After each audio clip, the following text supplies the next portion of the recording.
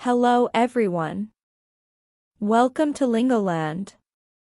In this video, we will cover the verb conjugations of two most common verbs, ser and ir in past, present and future tense. Let's begin with verb ser. El pasado. Yo fui. Tú fuiste. Él, ella, usted fue. Nosotros, nosotras fuimos. Vosotros, vosotras fuisteis. Ellos, ellas, ustedes fueron. El presente. Yo soy. Tú eres. Él, ella, ustedes. Nosotros, nosotras somos. Vosotros, vosotras sois. Ellos, ellas, ustedes son. El futuro. Yo seré. Tú serás. Él, ella, usted será. Nosotros, nosotras seremos. Vosotros, vosotras seréis.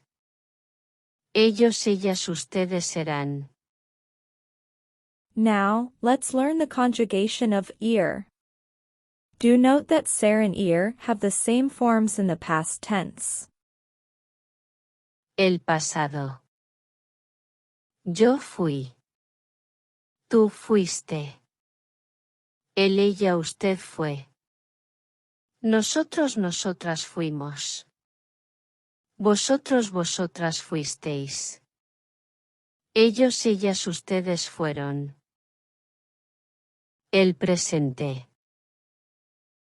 Yo voy. Tú vas. Él, ella, usted va. Nosotros, nosotras vamos. Vosotros, vosotras vais. Ellos, ellas, ustedes van. El futuro. Yo iré. Tú irás.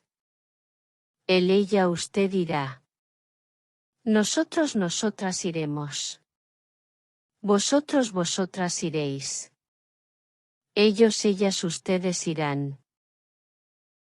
That is all. Use these verbs in your conversations. Do like and share the video with your friends and subscribe for Spanish lessons. Until next time.